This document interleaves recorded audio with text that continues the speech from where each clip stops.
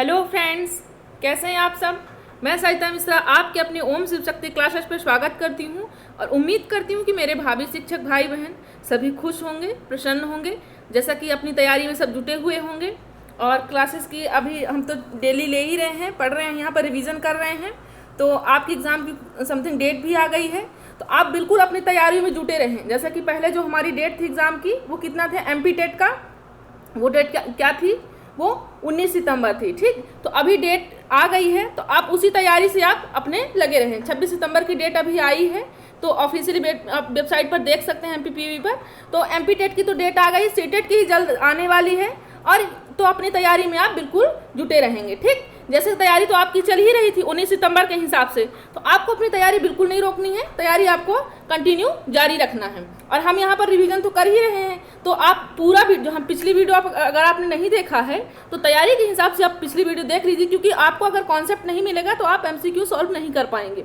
ठीक, तो मेरा मानना है कि आप रिवीजन कर लीजिए, क्लासेस देख लीजिए पिछली क्लासेस को, और यहाँ पर डेली उपस्थित। ये नहीं कि आज आपने क्लास देखा कल आपने नहीं देखा, डेली 9 बजे आपको यहाँ पर क्लासेस एंजॉय करना है, यहाँ पर देखना है कैसे क्वेश्चन हो रहा है। तो आपको आप खुद भी क्योंकि डेली क्या ले रहे हैं हम, यहाँ पर टेस्ट ले रहे हैं। ठीक, तो आपको डेली यहाँ पर आना है, क्लासेस देखना है, एंजॉय करना है। ठीक, तो चलें आज अपने सेशन की ओर चलते हैं। तो अपने ईस्ट को नमन करते हुए सभी लोग आगे चलते हैं। तो अगर ठीक यहाँ पर देख लीजिए कि अगर आप चैनल पे नए हैं तो क्या कीजिए, चैनल को सब्सक्राइब कर लीजिए और बेल आइकन बिल्कुल प्रेस कर लीजिए, नहीं तो आपको डेली क्लासेस का नोटिफिकेशन नहीं मिल पाएगा। बहुत सारे फ्रेंड्स कहते हैं कि मैम हमें नोटिफिकेशन नहीं मिल पाता, आप हमें क्लास की डेली लिंक सेंड किया कीजिए। तो ये नहीं हो पाता बेटा कि डेली हम क्लास की लिंक सेंड कर, हम कोशिश तो करते हैं बट हो नहीं पाता है सभी लोगों को। ठीक, तो यहाँ पर आप खुद ही क्या कर लीजिए, बेल आइकन को आप देख लीजिए, चेक कर लीजिए क्या आपने प्रेस किया है या नहीं किया है, तो कर लीजिए, ताकि आपको डेली क्लासेस का नोटिफिकेशन उसी टाइम पर आ जाएगा 9 बजे डेली। और 9 बजे की टाइमिंग आपको याद रखनी है कि 9 बजे डेली क्लासेस रहती है। कोई परिस्थिति हो जाती है तो हम आपको मैसेज जरूर दे देते हैं, लेकिन वैसे आपको डेली क्लासेस यहाँ पर 9 बजे ही मिलती है। अगर आपको वीडियो पसंद आता है तो लाइक तो आप कीजिए और शेयर आपको करना ही जरूरी, क्योंकि अपना टारगेट बिल्कुल नहीं भूलना है। हमारा टारगेट क्या है आज का, 200। कितना है, 200। हम साथ में एक साथ फ्रेंड करेंगे, कोशिश करेंगे कि यहाँ ज़्यादा से ज़्यादा लोग को जोड़ पाएँ। तो मेरे सभी फ्रेंड्स अपने जितने भाई बंधु होंगे सभी को जोड़ेंगे और यहाँ पर लाने का प्रयास करेंगे। और सभी लोग आंसर, जितने फ्रेंड हैं मेरे सभी लोग आंसर करेंगे और लास्ट आंसर क्या कर बताएंगे। जितने जितने नंबर आ रहे हैं सभी फ्रेंडों के, वो भी अपने अपने नंबर यहाँ पर कमेंट बॉक्स पर बताएंगे। चलिए, बोर तो नहीं हो रहे हैं आप सब, बोर बिल्कुल नहीं होना, क्योंकि एग्जाम की डेट भी आ चुकी है। तो आपको बिल्कुल तैयार रहना है अपने हिसाब से, और आपको बिल्कुल तैयारी एकदम हिम्मत जुटा करके तैयारी पर लग जाइए, जैसा कि अभी बस एग्जाम ही होने वाला है। ठीक, डेट भी आ रही है, समथिंग CTET की भी आ जाएगी जल्दी ही। चलिए, तो आज यहाँ पर क्या करने वाले हैं, हम ऑल इंडिया मॉक टेस्ट करने वाले हैं। आप देखिए आपके नंबर कितने आ रहे हैं, आपकी तैयारी कितनी अच्छी हो चुकी है, कितनी बाकी है। ठीक है, चलें, ये टेलीग्राम की लिंक दी हुई है यूट्यूब पर, ये टेलीग्राम की लिंक है, तो आप ज्वाइन कर सकते हैं। यहाँ पर डेली वीडियो के ही PDF प्रोवाइड कराए जाते हैं, तो ये आप ज्वाइन कर लीजिए जल्द से जल्द, ताकि आपको पिछली क्लासेस की वीडियोज़ भी मिल सकें। तो ये मेरा छोटा सा संदेश है मेरे भाभी शिक्षक भाई बहनों के लिए, कि मैं आपके साथ तैयारी बनाने के लिए आपकी प्रतिबद्ध हूँ, कि मैं आपकी तैयारी को बेहतर बनाऊंगी। तो आप भी मेरे साथ सिर्फ एक काम कीजिए कि आप सिर्फ शेयर कीजिए, क्योंकि बाकी फ्रेंड जो गांव में रह रहे हैं, तो जो वो लॉकडाउन के कारण नहीं आ पाए अपने अपने स्थानों पर, तो कोई कहीं गांव में छूट गया है, तो कोई कहीं पर छूट गया है, तो आप उनको क्या कीजिए, सिर्फ शेयर कीजिए, ताकि शायद हो सके हम जो हेल्प करना चाहते हैं सभी के लिए फ्री क्लासेस का, फ्री PDF का, तो शायद उनकी भी कुछ मदद हो सके हमसे। ठीक, तो आपको सिर्फ क्या करना है, आपको सिर्फ शेयर करना है।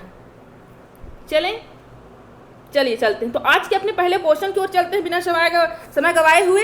देखते हैं आज का पहला क्वेश्चन क्या है। यहाँ पर हम CDP पढ़ने वाले हैं, जो कि पहला क्वेश्चन आपका यहाँ पर दिया हुआ है। सभी फ्रेंड आंसर करें और अपना 1 सेकंड निकालकर सबसे पहले शेयर कीजिए। सभी को शेयर कीजिए, सभी फ्रेंड भाई बहन अपने जितने हैं यहाँ पर, सभी अपने अपने फ्रेंड को यहाँ पर शेयर करें। अपने भाई हो, चाहे बंधु हो या फ्रेंड हो, जो भी हो, सबको आप शेयर कीजिए। चलिए अपने पहले क्वेश्चन की ओर चलते हैं। तो यहाँ पर पहला क्वेश्चन क्या है, देखिए पहला क्वेश्चन, सीखने के लिए आकलन। जब आप सीखते हो उसके लिए आकलन क्या करता है। हम जैसे क्या करते हैं, यहाँ पर क्लासेस लेते हैं, क्लासेस लेने के बाद अगर हम क्या करते हैं, इसी चीज़ का क्लासेस का जैसे हम यहाँ पर टेस्ट चला रहे हैं, तो ये क्या कर रहे हैं, हम आकलन क्या करता है, हमारा क्या कर रहा है। यहाँ पर देख लीजिए, ऑप्शन देख लीजिए, पहला ऑप्शन क्या है, क्या अभिप्रेरण मोटिवेशन को बढ़ाता है। हम जो यहाँ पर आकलन करते हैं, डेली ऑल इंडिया टेस्ट लगाते हैं यहाँ पर, तो क्या अभिप्रेरण को बढ़ावा देता है, या अलग करने और रैंक देने के प्रयोजन के लिए किया जाता है, कि मतलब मैं आपको क्या, अब मैं आपसे कह रही हूँ कि आप लास्ट में क्या कीजिए, अपने नंबर वहाँ पर कमेंट बॉक्स में डाल दीजिए। तो क्या मैं आपको रैंक देने वाली हूँ कि फर्स्ट कौन आया है, सेकंड कौन आया है, थर्ड कौन आया है? क्या मेरा मकसद ये है? थर्ड कहता है विशिष्ट होता है और अपने आप में किए गए आकलन गतिविधि है, एक प्रोसेस है। मैं जो करना चाहती हूँ आकलन, मतलब मैं नंबर देखना चाहती हूँ कि मेरे फ्रेंड्स कितने नंबर आ रहे हैं, कितने नंबर अभी बाकी हैं, कितनी तैयारी उनकी बाकी है अभी। तो क्या मैं इसका एक गतिविधि है, सिर्फ करना ही चाहिए, ये कुछ प्रोसेस है। देख लेते हैं फोर्थ ऑप्शन क्या है अपना आंसर, सभी लोग कीजिए।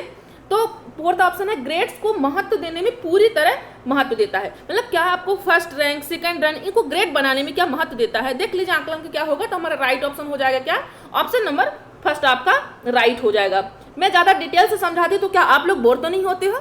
आप जरूर कमेंट करके बताएं, क्योंकि मैं चाहती हूँ कि मेरे सभी भाई बहन, थोड़ा देर से हम लोग जुड़े हैं, तो आप लोग चीज़ों कॉन्सेप्ट को समझो। सिर्फ मेरा मकसद ये है, इसलिए मैं थोड़ा डिटेल से समझाती हूँ। अगर आप लोग बोर लगता है कि नहीं मैम ज़्यादा समझा रही हैं, चीज़ों को ज़्यादा बढ़ावा दे रही हैं, तो क्या कीजिए, आप कमेंट कीजिए, तो मैं शॉर्ट में बताऊँगी, आपके हिसाब से यहाँ पर पढ़ाई होगी। ठीक, चलिए तो आप आंसर कीजिए कि क्या होगा आंसर। तो यहाँ पर राइट ऑप्शन हो जाएगा ऑप्शन नंबर फर्स्ट, मोटिवेशन को बढ़ाता है। जैसे मैंने आपको पूछा कि आप नंबर दीजिए, तो क्या होगा, मुझे भी अच्छा लगे कि नहीं मेरे फ्रेंड्स इतने नंबर ला रहे हैं, और मैं आपको क्या बताऊंगी कि आपको भी लगे कि नहीं मेरे कितने आ रहे हैं, क्योंकि आपके फ्रेंड लेवल भी वहाँ पर सभी लोग कमेंट करेंगे ना, तो आपकी तैयारी को कहीं ना कहीं मोटिवेशन मिलेगा कि नहीं मेरा नेक्स्ट फ्रेंड क्या कर रहा है, वो 22 आ रहा है, मेरा 21 आ रहा है, तो मुझे थोड़ा और तैयारी करने की जरूरत है, थोड़ी मोटिवेशन मिलेगी आपको एक दूसरे की अपेक्षा। ठीक, तो आपका पहला आंसर आपका राइट हो जाता है। चलिए नेक्स्ट क्वेश्चन की ओर चलते हैं अपने।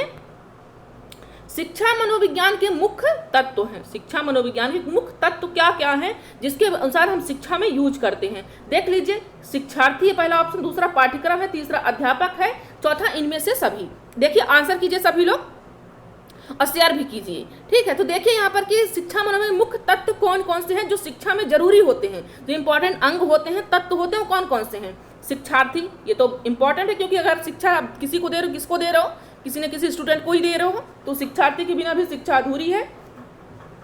अगर आप शिक्षा दे रहे हो तो किसी न किसी कंटेंट पर ही दे रहे हो, है ना, तो किसी न किसी पार्ट पर दे रहे हो। क्या दे रहे हो, पाठ्यक्रम, चाहे वो CDP का हो, हिंदी का हो, मैथ्स का, कुछ मतलब अगर आपके पास कंटेंट नहीं है तो आप कौन सी शिक्षा दोगे। कोई ना कोई आप चाहे नैतिक मूल्य को आप समझा रहे हो, सामाजिक जिस भी चीज़ को आप समझा रहे हो, क्लासेस पे समझा रहे हो, बाहर सोसाइटी पे समझा रहे हो, जहाँ भी, पर कोई ना कोई एक उसका क्या होगा, एक उसका विषय होगा। बिना विषय के आप डिस्कस कर ही नहीं सकते, किसी न किसी विषय पे हम डिस्कस करते हैं ना। तो यहाँ पर पाठ्यक्रम पे क्या हो जाएगा आपका, ये भी राइट हो जाएगा, क्योंकि इसके बिना भी हम कुछ भी चर्चा नहीं कर सकते। थर्ड है हमारा अध्यापक। अगर आपको कोई ना कोई टीच कर रहा है तो क्या है, वो अध्यापक ही है। तो ये तीनों क्या है, शिक्षा मनोविज्ञान में ये तीनों इंपॉर्टेंट है। जॉन डीवी ने इनके बारे में बताया है कि ये तीनों के बिना प्रोसेस अधूरी है शिक्षा। तो जॉन डीवी जी ने बताया, 3 बताए हैं कि उन्होंने एक शिक्षार्थी, एक पाठ्यक्रम, अब उन्होंने क्या बताया, इनको क्या बोला है, त्रिध्रुवी बोला है उन्होंने जॉन डीवी के अनुसार। ये बहुत फेमस क्वेश्चन है, इसलिए मैं लेकर आई हूँ यहाँ पर। और यहाँ पर जो क्वेश्चन लाई हूँ मैं CTET का, MP टेट का, UP टेट का, सभी को मैं सेलेक्ट करके लाई हूँ। 2-2, 3-3 क्वेश्चन सभी से मैंने उठाए हैं, इसलिए सभी फ्रेंडों के लिए जरूरी क्वेश्चन है। आप देखिए और अपने नंबर आकिए कि आपके नंबर कैसे आ रहे हैं, आपकी तैयारी कैसे चल रही है। ठीक है, तो हमारे यहाँ पर फोर्थ ऑप्शन राइट हो जाता है। चलिए अपने नेक्स्ट क्वेश्चन की ओर चलते हैं हम आज के। प्रश्नोत्तर विधि, ये बहुत ही इंटरेस्टिंग क्वेश्चन है, हर बार आता है यहाँ से। विधियों से क्वेश्चन, अभी विधि हम पढ़े नहीं है, जल्दी ही पढ़ने वाले। मैं सोचती हूँ कि आपका जल्दी से रिवीजन करा देती हूँ, तो विधियों से भी हम जल्दी हिंदी के भाषा सिद्धांत के बारे में लेकर आऊंगी मैं। और इनकी भी विधियाँ, मैथ्स की भी कुछ विधियाँ होती हैं कि पढ़ने की क्या प्रोसेस होती है, किसके बाद क्या पढ़ाया जाता है, इससे रिलेटिव में जल्दी ही वीडियो बनाने वाली हूँ। तो आप सब बस कंटिन्यू वीडियो देखते रहे, नहीं तो आपको क्लासेस समझ ही नहीं आएंगी कि कल क्या मैम पढ़ा दिया, आज क्या पढ़ा दिया। आप कंटिन्यू बने, अब वीडियो के अंत तक रहें आप, क्योंकि आपको चीज़ें तभी समझ में आएंगी। और आपको ये आदत बिल्कुल मत अपनाइए कि आप 2 मिनट किसी का वीडियो देखो और स्किप कर दो। ये बहुत गंदी आदत है आपकी। कोई भी अगर ये यूज़ कर रहा है इस तरह की, चाहे मेरा वीडियो देखें या किसी अदर का देखें, लेकिन अगर आप चीज़ों को स्टार्ट किए हो, अंत तक उसके बने रहो कि आखिर क्या है इसमें, है ना। अगर अपने कंटेंट का तभी आप देखिए, जबरदस्ती में ये नहीं कहते कि नहीं आप देखिए, कोई भी है तो सिलेबस आपका है तब भी उसे देखिए। अगर आपके सिलेबस का है वो चीज़, अगर कहीं पढ़ रहे हो आप, तो उसे अंत तक बने रहें, चीज़ों को समझिए, क्योंकि पहले पन्ने में ही आपको निष्कर्ष नहीं मिल जाएगा, है ना। चलिए, बोर तो नहीं हो रहे हैं आप लोग बिल्कुल भी, ठीक है। तो ये प्रश्नोत्तर विधि के जनक किसे हैं, देखिए आप यहाँ पर आंसर कीजिए। मॉन्टेसरी विधि के बारे में भी आपने बहुत सुना होगा, कॉल्डवेल कुक के बारे में भी आपने सुना होगा, और फ्रॉवेल के बारे में भी सुना होगा। तो आप आंसर कीजिए कि आंसर क्या, प्रश्नोत्तर विधि की आंसर क्या होगा यहाँ पर, कौन है जनक प्रश्नोत्तर विधि के। तो क्या आंसर होगा हमारा यहाँ पर, सुकरात जी होगी। कौन होगा, सुकरात जी। सुकरात जी क्या कहा जाता है इनको प्रश्नोत्तर विधि का जनक कहा जाता है। क्यों कहा जाता है, क्योंकि अक्सर ये क्या करते थे, ये सवाल जवाब पर ज्यादा ध्यान देते थे। ये सवाल जवाब पर। जैसे समाज में कुछ भी अपघटन, कोई चीज हो रही है, मतलब कोई गलत चीज हो रहा है, सही हो, जो भी हो रहा है, ये क्या करते थे वहां पर, क्वेश्चन करते थे, ज्यादा से ज्यादा सवाल उठाते थे वहां पर कि ऐसा क्यों होता, क्यों किया आपने, है ना। कोई भी चीज़ें अगर अनहोनी जैसे नहीं होना चाहिए वो चीज़ को, तो वहाँ पर जो गलत काम हो रहा है तो वहाँ पर वो क्या करते थे, बिना डरे हुए उससे सवाल करते थे कि ऐसा क्यों कर रहे हो, ऐसा आपको करना चाहिए क्या। मतलब बहुत से ऐसे लोग होते हैं कि हमें क्या करना है, जो भी समाज में हो रहा है हमें क्या करना है, बट ये क्या करते थे, वो जो कर रहा है गलत काम उससे ये सवाल करते थे कि आप ऐसा क्यों कर रहे हो। तो इनको क्या कहा जाता है, प्रश्नोत्तर, यानी ज्यादा यह प्रश्न पूछते थे, इसलिए इनको क्या कहा जाता है, प्रश्नोत्तर विधि के जनक कहा जाता है। मॉन्टेसरी विधि के बारे में भी आप जानते होंगे, ठीक। कॉल्डवेल कुक के बारे में भी, फ्रॉबेल किंडरगार्टन किए भी हैं। ये कॉल्डवेल कुक जो है खेल विधि के जनक कहे जाते हैं। मॉन्टेसरी जो है हमारी, ये आप मॉन्टेसरी ये भी विधि अपने आप में बहुत खास होती है। तीनों विधियां जितनी फ्रॉबेल हैं, कॉल्डवेल हैं, मॉन्टेसरी हैं, सुकरात हैं, अपने आप में ये मॉन्टेसरी में तो क्या बताया जाता है, इसमें खास ये रहता है कि इसमें प्रत्यक्ष चीजों पर ज्यादा ध्यान दिया जाता है। मॉन्टेसरी पद्धति में इसमें जैसे आंख है, कान है, मतलब इनका कहना होता है कि प्रत्यक्ष चीजों पर ऑब्जर्व करवाइए, तब वो बच्चा ज्यादा सीख पाएगा, है ना। चलिए तो नेक्स्ट क्वेश्चन की ओर अपने चलते हैं। हमारा नेक्स्ट क्वेश्चन यहाँ पर स्टेनले हॉल, क्योंकि अवस्था जो होती है, हमने अवस्थाओं की क्लास डीपी में पढ़ ली है, अगर आपने क्लासेस नहीं देखी है तो देख लीजिए। तो उन्होंने स्टेनले हॉल बहुत, ये क्या किशोरावस्था कौन कहलाते हैं, जनक कहलाते हैं। उन्होंने बहुत अच्छे समझाया है किशोरावस्था को, स्पेशल समझाया उन्होंने। तो मतलब हम यहाँ पर पढ़ भी चुके हैं, वैसे क्लासेस ले चुके हैं अवस्थाओं के बारे में, तो आप देख लीजिए पिछली क्लासेस को। इन्होंने क्या, स्टेनले हॉल जी ने क्या कहा है किशोरावस्था की अवस्था को, क्या पहला ऑप्शन तीव्र भावनात्मक विकास कहा है, या उच्च तनाव और तूफान कहा है, या तीव्र संज्ञानात्मक विकास कहा है, या इनमें से कोई नहीं कहा है। बताइए, आंसर कीजिए, सभी फ्रेंड आंसर करें, क्या कहा स्टेनले हॉल ने, क्या कहा किशोरावस्था के बारे में। तो हमारा यहाँ पर राइट ऑप्शन हो जाएगा उच्च तनाव और तूफान की अवस्था कहा इन्होंने। क्या कहा है, क्योंकि यहाँ पर जितने मतलब कि बहुत सारे मनोवैज्ञानिक हैं तो उन्होंने अलग अलग परिभाषाएं दी है।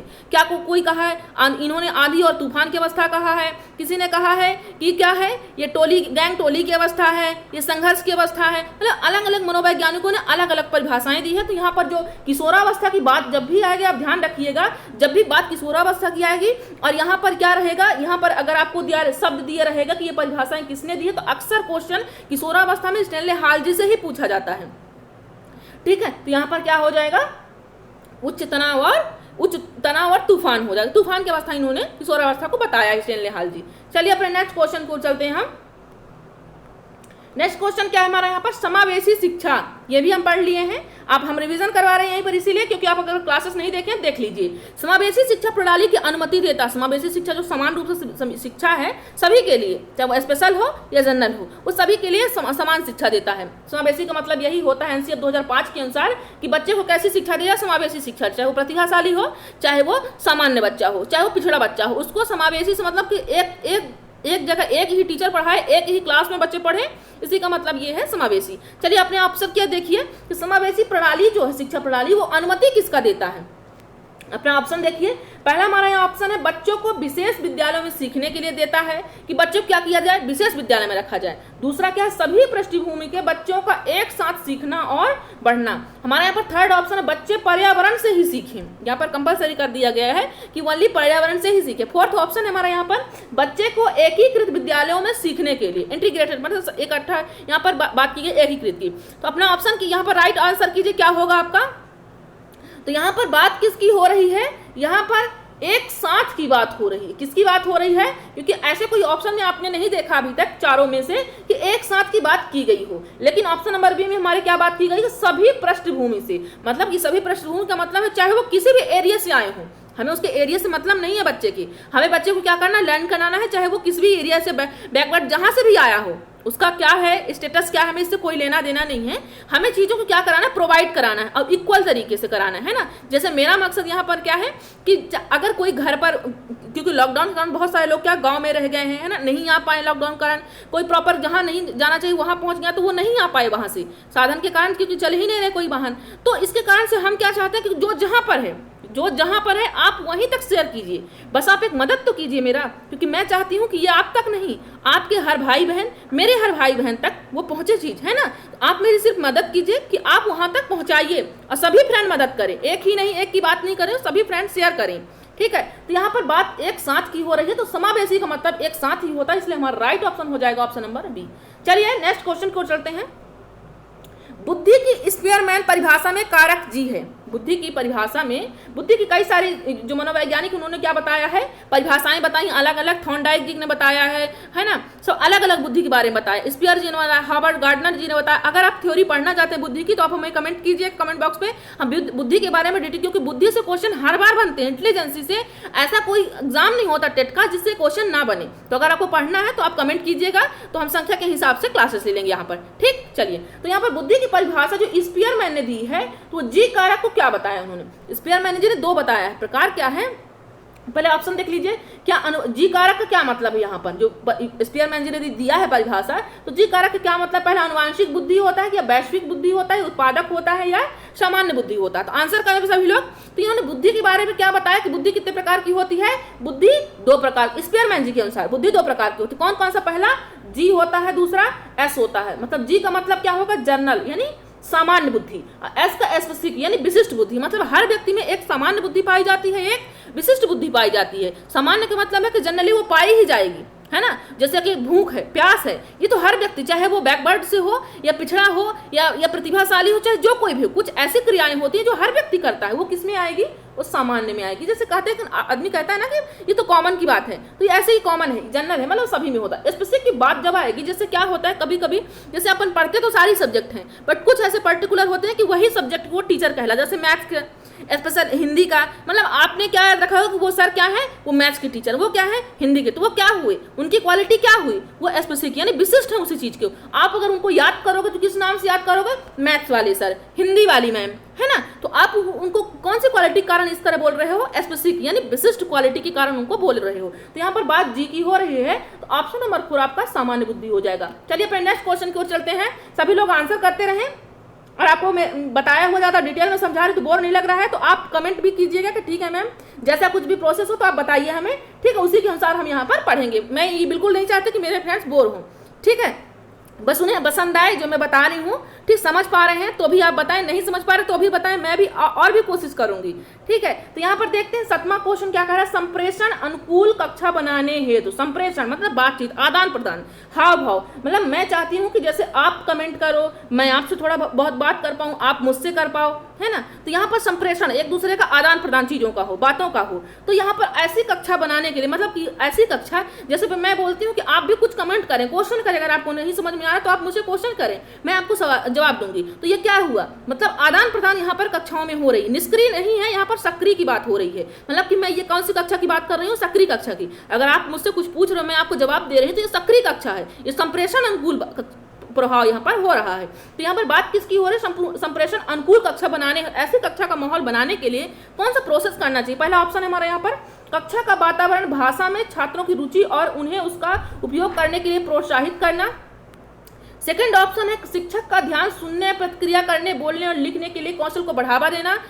यहाँ पर थर्ड ऑप्शन है परिवेश में विभिन्न प्रकार की वस्तुएं और कक्षा प्रदर्शन, तस्वीरें, चित्र, किताबें, पत्रिकाएं, समाचार पत्र आदि शामिल होना चाहिए, या इनमें से सभी। संप्रेषण युक्त जो कक्षा होती है उसको बनाने के लिए कौन कौन से जरूरी होते हैं, तो आप देख लीजिए कक्षा का वातावरण कैसा होना चाहिए। पहला, छात्रों की रुचि के अनुसार हो, ये भी सही है आपका ऑप्शन, क्योंकि छात्रों की रुचि के अनुसार होना ही चाहिए और वहां पर प्रोत्साहित भी करना चाहिए। ठीक है, क्योंकि छात्रों की, क्योंकि शिक्षा कैसी हमारी बाल केंद्रित हो। एनसीएफ के अनुसार 2005 के अनुसार शिक्षा कैसी है, बाल केंद्रित है, चाइल्ड सेंटर्ड है ना। तो पहला ऑप्शन सही होगा। शिक्षक का ध्यान कैसा हो, सुनने में भी हो, प्रतिक्रिया व्यक्त करना, मतलब अगर आप कोई क्वेश्चन पूछो तो मैं आपको उसका जवाब दूं, प्रतिक्रिया दूं, ये भी होना चाहिए। करके बोलने पर, मतलब करके डूइंग, लर्निंग बाय डूइंग है, ये भी एनसीएफ के अनुसार कि मतलब बच्चा क्या करे, करके सीखे, ये भी आपका राइट ऑप्शन हो जाता है। थर्ड ऑप्शन की बात जब हो रही है, परिवेश में विभिन्न प्रकार की वस्तुएं, कक्षा का प्रदर्शन हो, तस्वीरें हो, यहाँ पर बात किसकी हो रही है, यहाँ पर दृश्य और शब्द सामग्री की बात हो रही है। जो हम ऐसी सामग्रियों को लेकर बच्चों को पढ़ाते हैं तो वो भी क्या होती है, प्रभावशाली होती है। तो यहाँ पर दृश्य शब्द सामग्री की बात, मतलब कक्षा में ऐसा भी उपयोग करना चाहिए। ऑप्शन नंबर डी इनमें सभी। तो ये सभी जरूरी है हमारे अनुकूल कक्षा बनाने के लिए, संप्रेषण अनुकूल बनाने के लिए, तो ये सभी ऑप्शन हमारे जरूरी हैं। चलिए ऑप्शन नंबर डी आपका राइट हो जाता है। अपने नेक्स्ट क्वेश्चन की ओर चलते हैं हम। प्रगतिशील शिक्षा निम्नलिखित में से किस कथन से संबंधित है। प्रगतिशील कौन दिया है, जॉन डीवी के अनुसार, इन्होंने जॉन डीवी दिया है। यहाँ पर प्रगतिशील शिक्षा पर उन्होंने फोकस किया है कि मतलब बच्चा क्या करके सीखे, है ना, प्रत्यक्ष सीखे वो। तो यहाँ पर निम्नलिखित में किस कथन से संबंधित है। पहला है परीक्षा मानदंड संदर्भित और बाह्य है। दूसरा है शिक्षक सूचना और प्राधिकार के प्रवर्तक। शिक्षक को क्या बताया इन्होंने, शिक्षा को क्या कहना है यहाँ पर, कि सूचना और प्राधिकार के प्रवर्तक माना जाता है। शिक्षक को क्या कहा है कि सूचना और प्राधिकार के प्रवर्तक होते हैं। थर्ड कहता है ज्ञान जो होता है प्रत्यक्ष होता है, अनुभव होता है और उसमें सहयोग से उत्पन्न होता है। ज्ञान जो होता है प्रत्यक्ष अनुभव से होता है और कैसे होता है, और वो सहयोग से उत्पन्न होता है। तो ये कौन से कथन से संबंधित है? प्रगतिशील शिक्षा कौन से कथन से संबंधित? देखिएगा, आप आंसर करते रहिए सभी लोग। यहाँ पर फोर्थ ऑप्शन कह रहा है अधिगम तथ्यों के एकत्रीकरण। मतलब अगर क्या करो कि आप चीज़ों में सीखने वाली जितनी सारी मटेरियल है आप उनका एकत्रीकरण को इकट्ठा कर लो और कौशल प्रवृत्ति के लिए सीधे मार्ग पर चल दो। अब क्या ऐसा होता है? नहीं। चलिए देख लेते हैं, राइट ऑप्शन देख लेते हैं, ऑप्शन नंबर सी। बात यहाँ पर ज्ञान प्रत्यक्ष की बात हो, जब बात ऑब्जर्वेशन की हो, है ना, मतलब कि अपने जो जैसे कुछ आंख कान ऐसे जब वर्ड यूज हो ना, तो वहाँ पर राइट ऑप्शन हो जाता है, क्योंकि हमको चीज़ों को प्रत्यक्ष तरीके जितना अच्छा सीख पाते हैं हम उतना नहीं सीख पाते। अगर टीचर आपको कोई चैप्टर पढ़ा रहा है यात्रा, जैसे यात्रा पर सीटेट में एक पार्ट है, थीम है यात्रा, ट्रेवल है, तो ट्रेवल के बारे में अगर बच्चे को आप समझाना चाहते हो क्या करोगे? आप क्या करोगे, कहीं छोटे टूर में आप उसको ले जाओगे, समझाओगे कि टूर में ऐसा ऐसा होता है, तो वो बच्चा चीज़ों को और भी अच्छे से समझ पाएगा। तो हमें चीज़ों को प्रत्यक्ष करवाने पर यहाँ पर चीज़ों को क्या रियल लाइफ से जोड़ना है, तो यहाँ पर right option option number C हो जाएगा। चलिए पहले नेक्स्ट क्वेश्चन की ओर चलते हैं हम। यह कथन कि बच्चों को सामाजिक सांस्कृतिक रूप से प्रासंगिक ज्ञान की आवश्यकता होती है। यह कथन जो है बच्चों को सामाजिक सांस्कृतिक, आप तो समझ ही गए होंगे पासवर्ड हमारा क्या था, हम वाइगोत्स्की जी की थ्योरी पढ़ चुके हैं, तो आप समझ ही गए होंगे। अगर आप जिन्होंने क्लासेस देख ली है, जिन्होंने नहीं देखी है देख लीजिए, बहुत इंपॉर्टेंट थ्योरी है। वहाँ से हर बार क्वेश्चन जेडपीडी से क्वेश्चन बनते हैं, एमकेओ से बनते हैं, एसके होल्डिंग से बनते हैं, तो हमने ये सारी बात वहाँ पर डिटेल में चर्चा कर चुकी है, तो आप देख लीजिए अगर नहीं देखे हैं तो। हम सामाजिक सांस्कृतिक रूप से प्रासंगिक ज्ञान की आवश्यकता होती है, किसकी? सामाजिक सांस्कृतिक। निम्न में से कौन से व्यक्ति हैं जो ऐसी डिस्कस किया है उन्होंने अपनी थ्योरी पर? क्या स्किनर जी ने किया है? किस पे फोकस करना है यहाँ पर? सोशल कल्चर, सामाजिक सांस्कृतिक पर। तो पहला है स्किनर जी क्या किए हैं, या चार्ल्स डार्विन जी ने किया अपनी थ्योरी पर, या लेओ वाइगोत्स्की जी ने किया, या यूरी ब्रोन फैनब्रुनर ने किया है। तो आंसर कीजिए सभी लोग, कौन जो सोशल कल्चर पर थ्योरी अपना दिया है, कौन दिया है? तो आप सब जानते होंगे कि ऑप्शन नंबर आपका सी राइट हो जाएगा। इसको आप लॉक कर दीजिए। चलिए ठीक है, मुझे पता है मेरे फ्रेंड सभी आंसर राइट कर रहे हैं। ठीक है, चलिए तो नेक्स्ट क्वेश्चन की ओर चलते हैं अपने हम। विकास के किस चरण को पूर्व गैंग आयु के रूप में भी जाना जाता है? विकास के किस चरण को, विकास की जो अवस्थाएं होती है, तो किस चरण को पूर्व गैंग आयु के रूप में भी जाना जाता है? कुछ जितनी सारी आयु की अवस्थाएं हैं तो उन्होंने एक आयु कैसी होती है? गैंग आयु भी कहा जाता है एक आयु को। तो देख लेते हैं कौन सी ऐसी आयु हो जिसको हम क्या कहते हैं? गैंग आयु भी कहते हैं। तो पहला हमारा ऑप्शन है किशोरावस्था, या बचपन के बाद, या बचपन, या कोहलर। ये यहाँ पर नहीं होना चाहिए, ये कोहलर गलत है, यहाँ पर रॉन्ग मान लीजिए। ये इनमें से आप ऑप्शन ले लीजिए, इनमें से कोई नहीं। तो आप देखिए आंसर कीजिए, कोहलर ये गलत है, इनमें से कोई नहीं, आप यहाँ पर ऑप्शन ले लीजिए। तो आप देख लीजिए क्या होगा यहाँ पर। आंसर कीजिए सभी लोग, आंसर कीजिए कि पूर्व गैंग आयु के रूप में कौन सी अवस्थाओं को माना गया है। तो यहाँ पर राइट ऑप्शन क्या हो जाएगा? ऑप्शन नंबर सी बचपन, क्योंकि बचपना बाल्यावस्था की जो बात होती है, तो बाल्यावस्था को कितने प्रकारों में बांटा गया है? दो, एक पूर्व बाल्यावस्था, एक यहाँ पर पूर्व बाल्यावस्था, एक ये है उत्तर बाल्यावस्था। ठीक है, तो यहाँ पर 2 से 6 की उम्र होती है, ये जो पूर्व बाल्यावस्था होती है, ये प्री स्कूल की एज भी कहा जाता है। जैसे यहाँ पर 6 से 12 बच्चा स्कूल जाने लगता है, यहाँ पर 6 से उत्तर बाल्यावस्था जो होती है हमारी, यहाँ पर बच्चा स्कूल जाने लगता है, लेकिन इसको क्या कहा जाता है? यहाँ पर प्री स्कूल की एज भी कहा जाता है, इसे गैंग आयु भी कहा जाता है, पूर्व गैंग आयु, क्योंकि गैंग आयु ये है यहाँ से 6 से 12 वाले में होता है। यहाँ पर जैसे 2 प्रकार हैं, तो ये 2 से 6 पूर्व हो गया, और ये कौन सा हो गया? ये उत्तर हो गया। लेकिन होता कौन सा है? ये गैंग आयु होती है। इसको क्या बोला जाएगा? क्योंकि पूर्व है ये, इसी को क्या बोला जाएगा? पूर्व गैंग की आयु 2 से 6 बस, यानी बचपन। यहाँ पर आपका आ जाएगा ऑप्शन नंबर सी। चलिए नेक्स्ट क्वेश्चन की ओर चलते हैं। पियाजे के अनुसार, किसके? जीन पियाजे की थ्योरी आपने नहीं पढ़ी है तो पढ़ लीजिए, क्लासेस हो चुकी हैं उसकी। पियाजे के अनुसार विकास की पूर्व संक्रियात्मक अवस्थाएं, उन्होंने जो अवस्थाएं बताई हैं विकास की, उन्होंने 4 प्रकार की बताई हैं। तो पहला देख लीजिए यहाँ पर, पियाजे के अनुसार विकास की पूर्व संक्रियात्मक अवस्था कौन सी है ना? तो यहाँ पर पहला क्या बताया उन्होंने? संवेदी पेशी अवस्था। फिर दूसरा क्या बताया है? पूर्व संक्रियात्मक अवस्था, फिर संक्रियात्मक अवस्था, फिर औपचारिक। उन्होंने 4 प्रकार के बताया यहाँ पर टोटल। तो यहाँ पर बात पूर्व की हो रही है, तो क्या हो जाएगा आपका right option, option number B, 2 से 7 वर्ष हो जाएगा। सभी लोग आंसर करते रहें। चलिए नेक्स्ट क्वेश्चन की ओर चलते हैं अपने।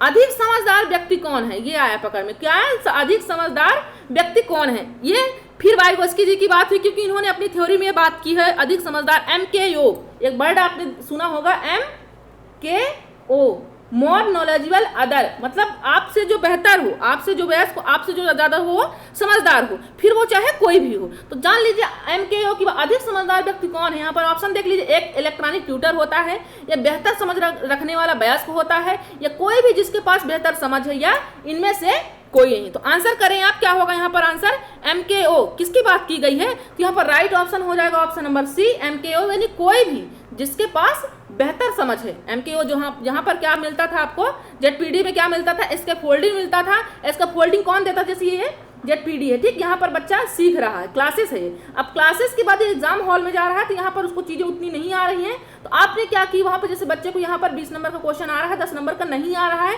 आपने 10 नंबर कुछ उसे प्रोसेस बताया कि ऐसे से ऐसे होगा, तो वो बच्चा क्या एग्जाम हॉल में पहुंचा और उसको क्या हुआ, वो आंसर आपका उसका बन गया, ठीक है। तो यहाँ पर जो वो प्रोसेस हो रही थी वो क्या थी, वो यहाँ से अंतर की जब बात आएगी तो ZPD की, यहाँ पर क्या बोला जाता है, ZPD। लेकिन जो यहाँ पर हेल्प दे रहा था वो क्या था, वो कौन सी प्रोसेस हो रही थी, वो एस्केप फोल्डिंग हो रही थी। वहां पर क्या हो रही थी, जो प्रोसेस सिखाई जा रही थी यहाँ नहीं बनने से बनने तक के सफर में, वो कौन सी प्रोसेस हो रही थी, एस्केप फोल्डिंग हो रही थी। अब एस्केप फोल्डिंग कौन देगा बच्चे को, जो उससे नॉलेज में अदर ना, मतलब ज्यादा उससे जानकार होगा, है ना। तो यहाँ पर जो कोई भी बात पर्टिकुलर टीचर की नहीं है, कोई भी अगर व्यक्ति हो, उसका बड़ा भाई हो या पापा हो, मम्मी हो, जो कोई भी हो, टीचर हो, मैम हो, तो यहाँ पर कोई भी जिसके पास बेहतर समझ है पर राइट, अधिक समझदार व्यक्ति कहलाएगा, लेव वाइगोस्की जी के अनुसार। चलिए अपने नेक्स्ट क्वेश्चन की ओर चलते हैं।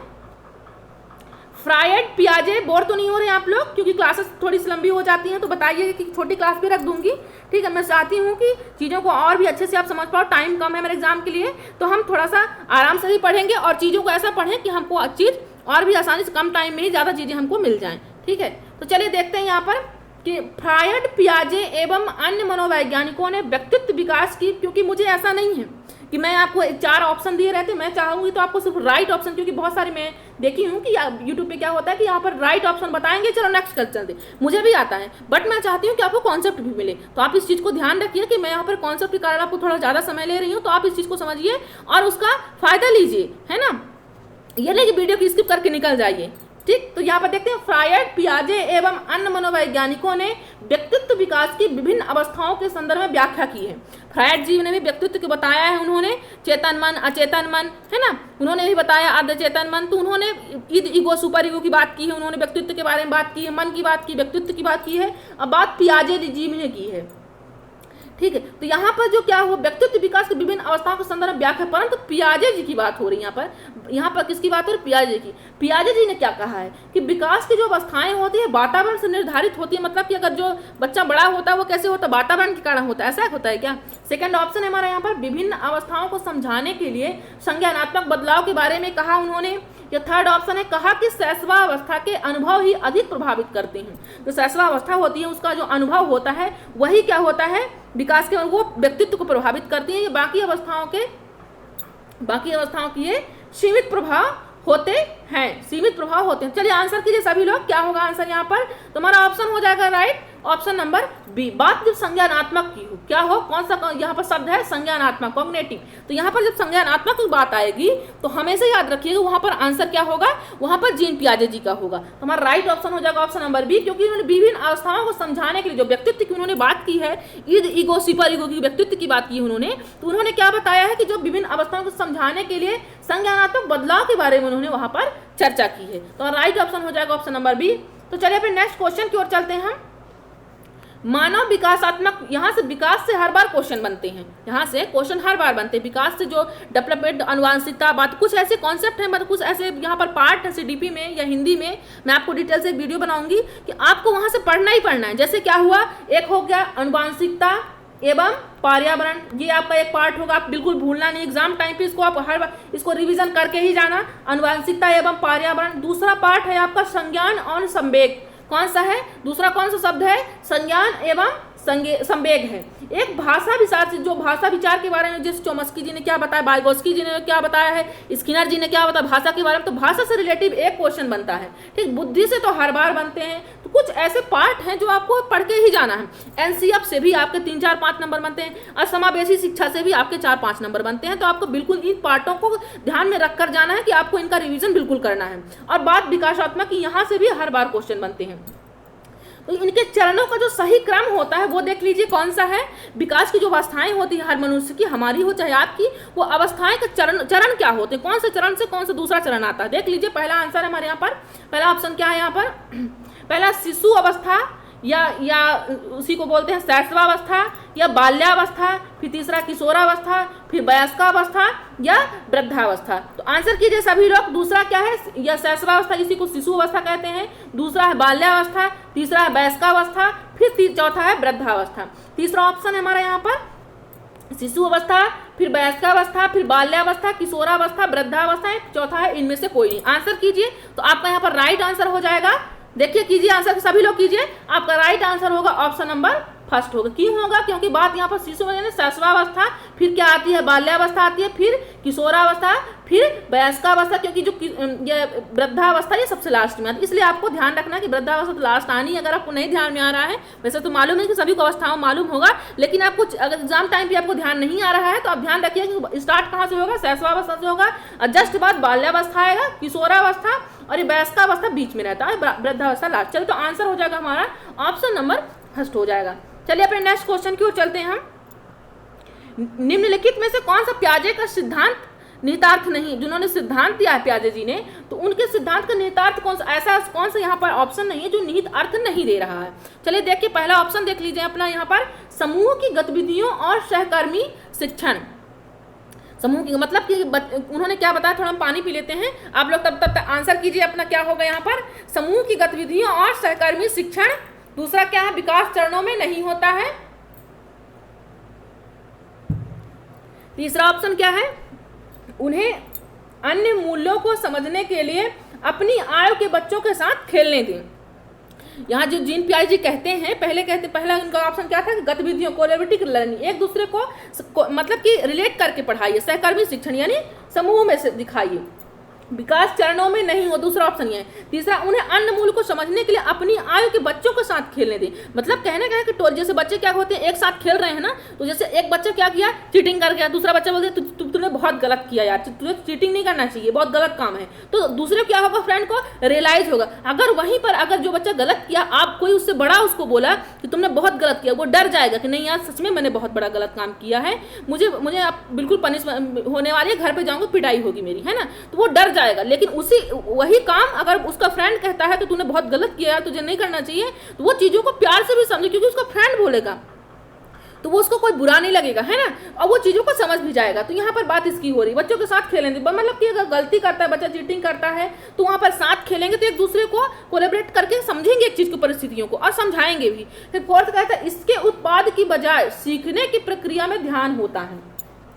तो चलिए अपना राइट ऑप्शन कीजिए, क्या होगा, बात यहाँ किसकी और इनके पियाजे के सिद्धांत का निहितार्थ नहीं है, नहीं की बात की गई है। तो आप सही तो देख लिए हैं कि ये भी होना चाहिए, ये भी होना चाहिए, फोर्थ भी होना चाहिए। तो हमारा विकास चरणों में नहीं होता, क्यों नहीं होता, अभी तो हमने विकास चरणों में देखा। और जीन पियाजे जी ने दिया भी है सिद्धांत, 4 सिद्धांत दिए हैं उन्होंने, अवस्थाएं बताई हैं कि विकास पहले क्या होता है, पूर्व संक्रियात्मक अवस्था, पहले की संवेदी अवस्था होता है, पूर्व संक्रियात्मक होता है, फिर संक्रियात्मक होता है ना, ऐसे कर करके उन्होंने अवस्थाएं बताई हैं चारों। तो विकास चरण बिल्कुल होता, तो ये आपका क्या हो जाएगा, रॉन्ग, यानी निहितार्थ की नहीं है की बात, तो इसलिए आपका ये राइट ऑप्शन हो जाएगा, ऑप्शन नंबर बी हो जाएगा। चलिए नेक्स्ट क्वेश्चन की ओर चलते हैं अपने। परिवार एक साधन है, परिवार एक साधन है, किस प्रकार का साधन है, ये यहाँ से भी क्वेश्चन हर बार उठते हैं, अनौपचारिक और औपचारिक से। वैसे तो बहुत कॉमन सी है, लेकिन कभी कभी धोखा हो जाता है, क्योंकि औपचारिक और अनौपचारिक बस थोड़ा सा फर्क है ना। तो आप इतना तो फर्क कर ही सकते हैं, देख सकते हैं कि घर और स्कूल में थोड़ा अंतर होता है, क्योंकि घर पे अपन किसी भी तरह से रह लेते हैं, पर स्कूल में थोड़ा ढंग से रहना पड़ता है ना। तो यहाँ पर परिवार एक साधन है, उसी तरह से थोड़ा सा अंतर भी है, यहाँ पर आ लगा हुआ है अनौपचारिक, यहाँ पर औपचारिक। तो आप अनौपचारिक की जगह औपचारिक ना कर दीजिएगा, ध्यान से देखिएगा, है ना, इतनी मिस्टेक हो जाती है कभी कभी। तो परिवार एक साधन है, कैसा साधन है, और स्कूल और परिवार देखिए दोनों में क्या है, परिवार क्या है हमारा, अनौपचारिक शिक्षा है, यहाँ पर कैसी शिक्षा मिलती है, अनौपचारिक मिलती है। और वही चीज जब आप स्कूल जाओगे तो वहां पर क्या मिलेगी, औपचारिक शिक्षा मिलेगी। और गैर औपचारिक क्या हुआ, गैर औपचारिक मतलब कि ना तो स्कूल, और जैसे आप प्राइवेट भोज उससे कर लिए तो क्या हो गया, गैर औपचारिक हो गया। दूरस्थ औपचारिक, ये भी आपका दूर, मतलब कि दूर से आप क्या के लिए, दूर शिक्षा तो आपको मिल रही है, जैसे आपको ये क्या मिल रहा है, ऑनलाइन मिल रहा है, ये भी आपके दूरस्थ में ही आएगा, है ना, आपको दूर से ही आप पढ़ रहे हो, ना तो आपको प्रत्यक्ष मिल रहा है ना, है तो ये, लेकिन ये कैसा है, ई लर्निंग है, तो ये भी आपका दूरस्थ में ही आ जाएगा। ठीक है, तो चलिए देखते हैं आपका राइट आंसर परिवार एक साधन क्या हो जाएगा, अनौपचारिक शिक्षा हो जाएगा। ऑप्शन नंबर ए आपका फर्स्ट हो जाएगा। चलिए नेक्स्ट क्वेश्चन की ओर चलते हैं। क्योंकि अनौपचारिक तो अपना घर में हुआ, लेकिन औपचारिक के लिए आपको वहाँ प्रत्यक्ष होने चाहिए, जैसे आप बातचीत भी कर सको। यहाँ पर तो सिर्फ हम क्या करते हैं, चैट कर रहे हैं ना, अभी तो चैट ही कर रहे हैं, थोड़े दिन बाद देखते हैं क्या प्रोसेस होने वाली है। चलिए देखते हैं तो यहाँ क्या होता है। क्योंकि अभी जो अब आप बहुत सारे फ्रेंड कहते हैं कि लाइव क्लास में मैडम हमारे सवालों का जवाब नहीं दे रही हैं, हमारा नाम नहीं ले रही हैं, तो अभी हमने जो यूट्यूब की क्राइटेरिया वो हमने पार नहीं की है ना। बस थोड़े देर की बात है, अगर आप शेयर करोगे और फ्रेंड भी जुड़ जाएंगे तो जल्दी ही हमें लाइव क्लास मिल जाएगी यूट्यूब से, है ना। तो आप कोशिश कीजिए जल्द से जल्द हम लाइव क्लास मिल सके। अभी हम प्रीमियर की यूज़ करते हैं, इसलिए हम क्लासेस को दे पाते हैं, है ना। तो थोड़ी सी बस बात है, तो आप समझिए और शेयर कीजिए, तो हमको वो भी क्लासेस मिल जाएगी। चलिए अपने क्वेश्चन को चलते हैं। यदि आपकी कक्षा में कोई बच्चा अधिगम अक्षम है, मतलब कि वो चीज़ों को नहीं समझ पा रहा, लर्निंग डिसेबिलिटी है उसमें, तो आप क्या करेंगे उस बच्चे को? आंसर कीजिए सभी लोग। उसकी ओर क्या ध्यान ही नहीं देंगे? अगर वो नहीं समझ पा रहा चीज़ों को, तो वो क्या करेंगे? क्या उसकी ओर ध्यान नहीं देंगे, या उसकी अतिरिक्त कक्षा लेंगे? उसकी अक्षमता किस प्रकार की है जानकर उसको सिखाने का प्रयास करेंगे, या उसकी बैठक व्यवस्था कक्षा बुद्धिमान बच्चों के साथ कर देंगे? बोर नहीं हो जाएगा कि मुझसे ज़्यादा जानता है यार, मैं इसके सामने क्या बोलूँगी, तो मुझसे ज़्यादा जानता है ना। तो वो तो बुद्धिमान बच्चे के सामने कुछ बोल ही नहीं पाएगा, वो तो ऑलरेडी वो क्या है, अधिगम अक्षम है वो। तो यहाँ पर बैठाने का तो कोई औचित्य ही नहीं है, ये बिल्कुल रॉन्ग है। आप क्या करेंगे उस टाइम पर? उसकी ओर ध्यान नहीं देंगे तो वो तो जो भी बचा हुआ तो वो भी पूरा निपट जाएगा, तो ये भी नहीं होगा। उसके अतिरिक्त कक्षा लेंगे। स्पेशल यहाँ पर किसी को नहीं करना। समावेशी शिक्षा के तहत एनसीआर 2005 यहाँ पर किसी को स्पेशल चाइल्ड नहीं दिखाना है कि तुम विशेष हो, है ना। तो ये भी आपका आंसर क्या हो जाता है, रॉन्ग हो जाता है। राइट ऑप्शन क्या हो जाएगा, ऑप्शन नंबर सी। हम क्या करेंगे, उसकी अक्षमता जानने की कोशिश करेंगे, किस प्रकार की है, उसको फिर सिखाने का उसी तरह से प्रयास करेंगे। चलिए अपने नेक्स्ट क्वेश्चन की ओर चलते हैं हम। अच्छे प्रश्न पत्र में होने चाहिए क्या? अच्छे प्रश्न पत्र में जो क्या होता है, कुछ मानकीकृत परीक्षण होते हैं, जैसे आकलन हमारा होता है, क्या रचनात्मक आकलन होता है, योगात्मक मूल्यांकन होता है ना। तो यहाँ पर बात किसकी, अच्छे प्रश्न पत्र में होती है, जो मानकीकृत परीक्षण किए जाते हैं। तो वहाँ पर ये जो परीक्षण में प्रश्न पत्र जो बनते हैं, तो यह प्रश्न पत्र में क्या क्या क्वालिटी होनी चाहिए इसकी बात की गई यहाँ से हर बार क्वेश्चन बनते हैं, चाहे वैधता से बन जाए या विश्वसनीयता से बन जाए, या आया हुआ है, ये क्वेश्चन आया हुआ है, सीटेट का है तो इसलिए मैं यहाँ से ली हूँ, और ये क्वेश्चन एमपीटेट पे भी आया है। ठीक है, तो यहाँ पर बात प्रश्न पत्र में गुण होने चाहिए, तो देखिए क्या वैधता होनी चाहिए, विश्वसनीयता होनी चाहिए, या वस्तुनिष्ठता होनी चाहिए, या इनमें से सभी होना चाहिए। आंसर करें, सभी लोग आंसर करें, शेयर कीजिए, झूम के शेयर कीजिए, सभी लोग, मेरे सभी फ्रेंड भाई यहाँ पर शेयर करें, ठीक है, और आंसर भी करें। तो देखिए अच्छे प्रश्न पत्र में गुण होना, क्या गुण होना चाहिए, वैधता होनी चाहिए, या विश्वसनीयता होनी चाहिए, या वस्तुनिष्ठता होनी चाहिए। तो आंसर करें सभी लोग, क्या होगा, वैधता का मतलब क्या होगा, अंकों से मतलब होता है, मतलब वैधता से मतलब क्या होता है कि यहाँ पर विश्वसनीयता का मतलब होगा अंकों से होगा, कि मतलब अगर जैसे आपके सर आपको 5 नंबर दे रहे हैं, तो ये नहीं कि आपके दूसरे सर आपको 10 नंबर दे दें। मतलब अगर 5 नंबर आपको मिल रहा है उस क्वेश्चन पर, आपको 5 नंबर मिल रहा है, तो आपको 5 ही नंबर मिले, यानी कि दूसरे सर आए तो वो कॉपी चेक करें तो आपको कितने नंबर दे जाए, 10 नंबर दे जाए। यहाँ पर मतलब विश्वसनीयता वही, अगर एक व्यक्ति कर रहे हैं तो वही दूसरे व्यक्ति भी करें, ठीक है। तो यहाँ पर अंकों की बात होती है। अब बात जब किसकी आएगी, वैधता की आएगी। तो वैधता से जो मतलब होता है हमारा यहाँ पर, वैधता का क्या मतलब है, मतलब कि जैसे यहाँ पर मैं आपको क्या भेजी हूँ, अगर मैं आपको ग्रुप में मैसेज कर रही हूँ कि आज मैं क्या पढ़ाने वाली हूँ, सीडीपी, तो आप क्या करोगे, सीडीपी को थोड़ा बहुत रिवीजन करके आओगे क्लासेस में, है ना। तो मैं क्या करूँगा, अगर मैं आपको बोलती हूँ सीडीपी, तो मैं यहाँ पर क्या उसी कंटेंट को लेकर आऊँ, सीडीपी को ही लेकर, मतलब बेहतर जो चीज़ की बात की, जिस सब्जेक्ट की पेपर हो रहा है वो उसी से सब्जेक्ट से रिलेटेड ही क्वेश्चन उसमें उस प्रश्न पत्र में होने चाहिए। वैधता का ये मतलब होता है। अब बात जब वस्तुनिष्ठता की आएगी, बात जब किसकी आएगी, वस्तुनिष्ठता की आएगी, मतलब यहाँ पर कोई पक्षपात नहीं होना चाहिए। यहाँ पर कोई पक्षपात, ये नहीं कि मतलब कोई प्रतिभाशाली है तो चाहे गलत ही लिखा है उसको 10 नंबर दे दो, और जो कोई पिछड़ा बच्चा है अगर उसने सही भी किया तो उसको आप उस नजरिए से देख चुके हो कि वो पिछड़ा वाला कि तो अच्छा लिख ही नहीं सकता, उसको कुछ दूसरे रीजन से आप क्या कर दोगे, उसको 5 नंबर। तो ऐसा नहीं करना है, पक्षपात यहाँ पर नहीं करना, अंकों का पक्षपात से रिलेटिव है। तो यहाँ पर सब कुछ क्वालिटी होनी चाहिए, इनमें से सभी, मतलब वैधता भी होना चाहिए उसमें, कि अंकों का भी हेरफेर नहीं होना चाहिए, विश्वसनीयता भी होना चाहिए, वस्तुनिष्ठता भी होना चाहिए, इनमें से सभी आपका राइट ऑप्शन हो जाएगा।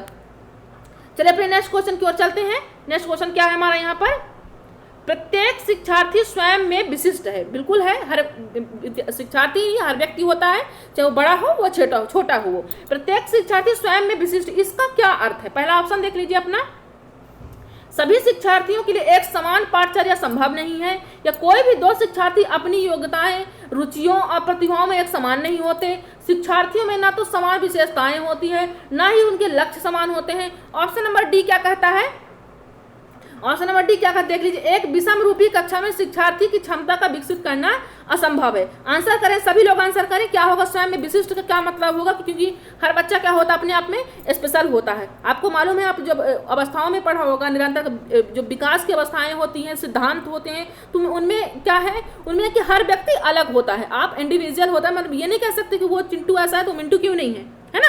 सबकी क्षमताएं क्या होती हैं, अलग होती हैं। जैसे हमने देखा है सामान्य कारक एक विशिष्ट कारक, तो सामान्य तो सब में होता है, लेकिन जो कुछ विशिष्ट कारक होते हैं वो सब कुछ अलग व्यक्ति में अलग ही होते हैं। ये नहीं सोच सकते कि आप अगर वो मैथ्स के सर हैं तो वो हिंदी क्यों नहीं पढ़ा रहे हैं, क्योंकि उनकी स्पेशल क्वालिटी है ना। तो यहाँ पर विशिष्ट का ही मतलब है। तो यहाँ पर देख लीजिए क्या होगा, यहाँ पर आंसर कीजिए सभी लोग। यहाँ पर आंसर हो जाएगा ऑप्शन नंबर बी, कि कोई भी दो शिक्षार्थी, अगर दो जैसे कि आप और आपके फ्रेंड, ठीक है, तो अगर आप सोचो कि मेरा फ्रेंड 21 क्यों पाया, मैं 20 क्यों पाया, तो यहाँ पर रीजन ये है कि क्योंकि जो कोई भी दो शिक्षार्थी जो होते हैं अपनी योग्यताओं और अपनी रुचि और प्रतिभाओं में एक समान नहीं हो सकती है ना। कभी कभी क्या होता है कि जैसे आपको कोई खास सब्जेक्ट होगी जो आपको ज्यादा पसंद होगी, हिंदी जैसी ज्यादा पसंद होगी, आपको अगले फ्रेंड को क्या पसंद होगा, मैथ्स ज्यादा पसंद हो रहा है, तो मतलब रुचि भी एक समान नहीं हो सकती। सिद्धांत है कुछ विकास में दिए हुए हैं, रुचि का सिद्धांत, एकीकरण का सिद्धांत, निरंतरता का सिद्धांत, यहाँ पर सिद्धांत दिए गए हैं। हम एक दिन क्लासेस लेंगे, उसके अभी नहीं पढ़े हैं, उसकी भी क्लास हम लेंगे सिद्धांत के बारे में कि क्या क्या सिद्धांत होते हैं। निरंतरता का सिद्धांत कहता है कि व्यक्ति का जो विकास होता हुआ जीवन पर्यंत चलता, निरंतर चलता रहता है। ऐसे इसी प्रकार से क्या होती है, रुचि योग्यताओं प्रतिभा में एक समान नहीं हो सकता। पर राइट ऑप्शन हो जाएगा ऑप्शन नंबर बी। तो चलिए नेक्स्ट क्वेश्चन की ओर चलते हैं अपने हम। योजना विधि के सोपान हैं। देखिए, योजना विधि के सोपान है, जो क्या होता है, जैसे क्लासेस में पढ़ाने पहले एक क्या आदमी करता है, प्लानिंग करता है कि हमको किस हिसाब से क्या करना है, क्या पढ़ाना है, कितने महीने में पढ़ाना है, कितने दिन में पढ़ाना है, कितने घंटे में एक क्वेश्चन करवाना है, तो यहाँ पर सब कुछ प्लान किया जाता है। तो देखिए ऑप्शन कीजिए, यहाँ पर पहला ऑप्शन है आंकड़ों का संकलन, समस्या की पहचान, निष्कर्ष की पहचान, कि आप पहले आंकड़ों का संकलन कर लो कि मतलब यहाँ पर क्या होने वाला, कितना चीज, जैसे कि आपकी जैसे कोई क्या करने वाले हो, आप कोई भी आप कार्य करने वाले हो, उसमें कौन कौन सी मटेरियल है उसमें होने वाले हैं, क्या क्या जुड़ने वाले जुटाने वाले हो आप, क्या आंकड़ों का संकलन करोगे, समस्या की पहचान करोगे, की बाद में आप समस्या की पहले आप आंकड़ों को संकलन कर लोगे, फिर समस्या का पहचान करो, कि निष्कर्ष की पहचान थर्ड करोगे। आंसर करते रहे सभी लोग, शेयर भी करते रहिए। फिर नेक्स्ट क्या है, समस्या की पहचान, आंकड़ों का संकलन, थर्ड है यह निष्कर्ष, फिर समाधान, फिर यहाँ थर्ड ऑप्शन क्या है, आंकड़ों का संकलन, फिर है निष्कर्ष, फिर है समस्या की पहचान, फिर समाधान। यहाँ पर चौथा ऑप्शन क्या कह रहा है, समस्या की पहचान, समाधान, निष्कर्ष, आंकड़ों का संकलन। सभी लोग आंसर करें, क्या होगा आंसर यहाँ पर। तो यहाँ पर आंसर हमारा क्या हो जाएगा, राइट। ऑप्शन नंबर बी हमारा राइट हो जाएगा। सबसे पहले हम क्या करेंगे, किसी चीज की पहचान करेंगे। जैसे कोई बच्चा क्या करता है कि जैसे अगर वो चीज उसको समझ में नहीं आ रही है, सबसे पहले जैसे निदानात्मक करते हैं, उसकी क्या करते हैं, हम कमियों को ढूंढते हैं, निदानात्मक में उसके प्रॉब्लम को उसको ढूंढते हैं, फिर निदान उसको उपचारात्मक उसका उपचार करते हैं। तो सबसे पहले क्या करना जरूरी होता है, किसी भी योजना हो या आकलन कर रहे हो, कुछ भी कर रहे हो आप, तो सबसे पहले उसकी पहचान करो कि क्या चीज है ये, फिर क्या करो, आंकड़ों का संकलन करो, मतलब फिर उसको कलेक्ट करो, जो आपने पहचान की है, छोटी छोटी त्रुटियों को जो आपने अलग अलग निकाला है, उन सब आंकड़ों को इकट्ठा कर लो, संकलन, फिर उसका क्या करो, निष्कर्ष निकालो कि इसका क्या हो सकता है, फिर उसका समाधान कर दो। तो ये आपका ऑप्शन बी आपका राइट हो जाएगा। चलिए अपने नेक्स्ट क्वेश्चन की ओर चलते हैं हम। परंपरागत शिक्षण विधि है, कौन सी विधि, परंपरा। विधियां बहुत सारी हैं पढ़ाने की, व्याख्या विधि होती है, समवाय विधि होती है, पर्यवेक्षण विधि होती है, परंपरागत विधि होती है, आगमन विधि है, निगमन विधि है। इस पे भी अभी नहीं पढ़े हैं, तो आप जिस दिन कहेंगे और आप कमेंट कीजिए कमेंट बॉक्स पे, तो हम उसी दिन क्लासेस ले लेंगे विधियों पर अभी, ठीक है, क्योंकि विधियां बहुत जरूरी है, हर क्वेश्चन में आती हैं, हर टेट एग्जाम में आती हैं। तो यहाँ पर बात परंपरागत शिक्षण विधि की हो रही है।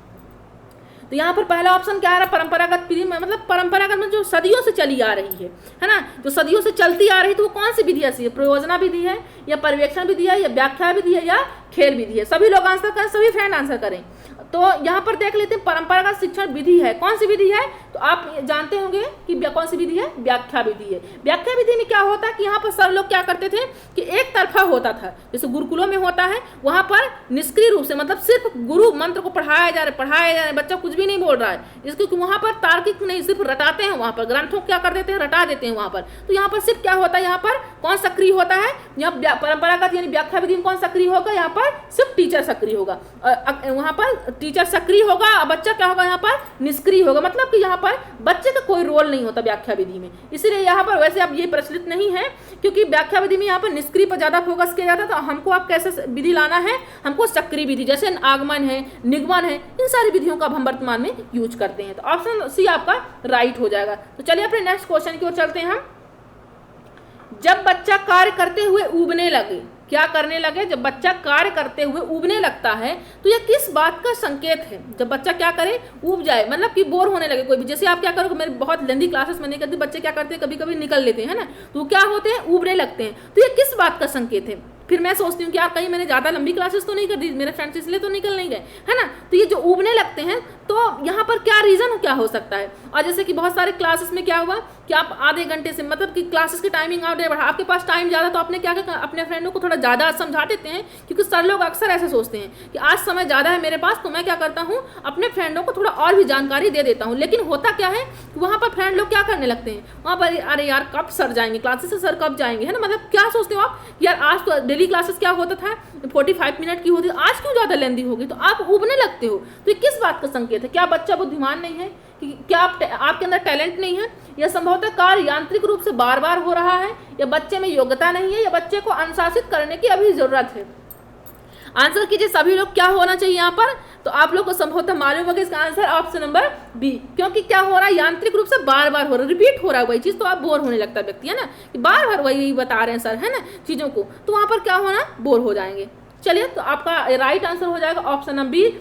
सभी लोग अपने अपने नंबर बताएंगे, क्या क्या आपके नंबर आ रहे हैं, ठीक है। तो उसके हिसाब से हम भी और की क्लासेस की प्रोसेस बढ़ाएं, टाइमिंग बढ़ाएं, और भी क्लासेस देखें। आपकी जो भी प्रॉब्लम है आप हमें कमेंट बॉक्स से कमेंट कर सकते हैं सभी लोग, क्योंकि हम लाइव क्लास अभी वैसे मतलब फेस टू फेस नहीं दे सकते हैं, सिर्फ चैट कर सकते हैं। आप प्रॉब्लम को समझिए और शेयर कीजिए, तो हम जल्द ही ये प्रोसेस हमको मिल जाएगी। और मैं देखी हूँ कि बहुत सारे फ्रेंड्स मेरे डेली क्लासेस लेते हैं, तो मुझे बहुत खुशी होती है। कुछ ऐसे मेरे फ्रेंड्स हैं तो कंटिन्यू क्लास लेते हैं, तो मैं चाहती हूँ कि जितने मेरे फ्रेंड जुड़े हुए हैं, तो सभी लोग, क्योंकि नाम तो मुझे याद नहीं है उनका, लेकिन ये है कि वो लोग डेली क्लासेस दें। मैं देखती हूँ चैट में यहाँ पर क्लासेस के टाइम में, क्योंकि वो डेली क्लासेस लेते हैं, तो मुझे बहुत खुशी होती है कि वो चीज़ों को समझ रहे हैं और डेली क्लासेस इंजॉय कर रहे हैं, पढ़ रहे हैं यहाँ पर। तो मेरे जितने फ्रेंड जुड़ चुके हैं, अब तक जुड़ चुके सभी लोग क्लासेस, क्योंकि यहाँ फ्री क्लासेस है और इसके साथ कॉन्सेप्ट भी मिल रहा है, आपको PDF भी मिल रहा है, तो आपको ऐसी क्लासेस नहीं मिलेगी मेरे हिसाब से। तो आप एंजॉय कीजिए, पढ़िए और अपने सभी भाई बहनों में से शेयर कीजिए। बस अपना इतना योगदान दीजिए इस क्लास के लिए, ठीक है। चलिए आज के लिए बस इतना ही। जय हिंद, जय भारत।